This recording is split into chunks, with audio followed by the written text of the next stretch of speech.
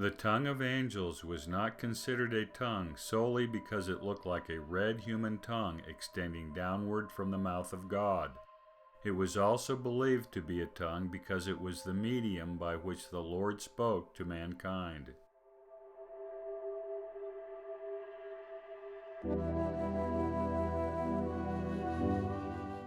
But, as we have documented, planets, specifically Mars and Venus, do not use human language. They produce sounds, generally vocalic, that are interpreted as human speech. From this perspective, the sounds produced by the planetary angels can be and was interpreted to be the tongue or language of the angels. The idiom, the tongue of angels, then, represents three aspects of meaning. First, the tongue of angels was considered to be the anatomical tongue of the planetary angels. Second, in producing the sounds that were interpreted as speech, the tongue of angels became the power or faculty of angelic speech. Third, the sounds themselves became a specific language spoken only by the angels. We have documented the tongue of angels as an anatomical organ. We turn now to the tongue of angels as a specific language.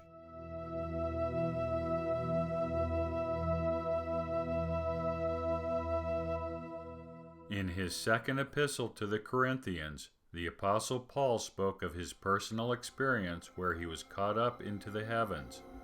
While in the heavenly paradise, Paul heard unspeakable words which he was not permitted to repeat. Paul's phrasing concerning the words he heard is ambiguous. Each of the two Greek words used by the apostle can have multiple meanings.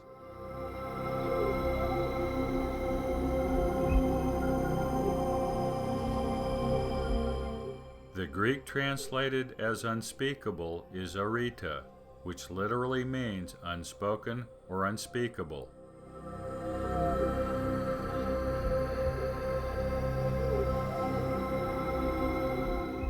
The word can and has been interpreted to mean a prohibition, not to be uttered.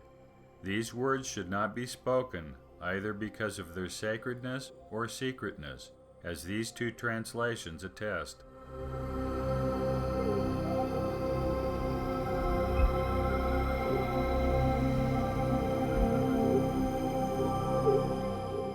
Alternatively, arita means that the words Paul heard were simply impossible to utter. Paul, as a man, was incapable of uttering the words of angels. The God's Word translation of the verse favors this interpretation. One commentary, Barnes' Notes on the Bible, believes that Paul is referring to the language of the angels, which man is incapable of uttering.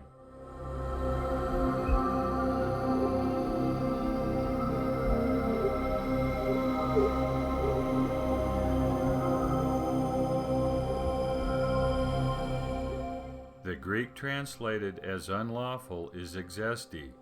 Literally, exesti means lawful or permitted, but it also can have the connotation of possible.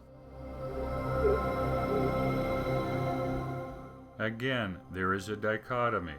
Are the words impossible to speak, or merely not permitted, or both?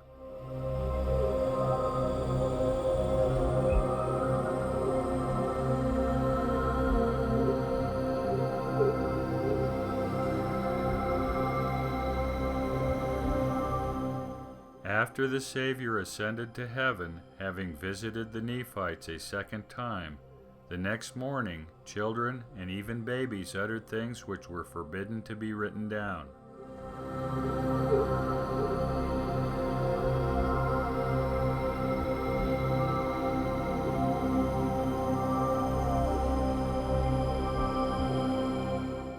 The interesting point in this account is that the multitude marveled not at the fact that the babes were speaking, but at what the babes were uttering.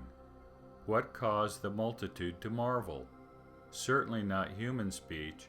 If that were the case, then the fact of the babes speaking would be sufficient to cause the marveling. Moreover, Why were the utterances of the babes unlawful to write down? What was marvelous and forbidden about what the young children spoke?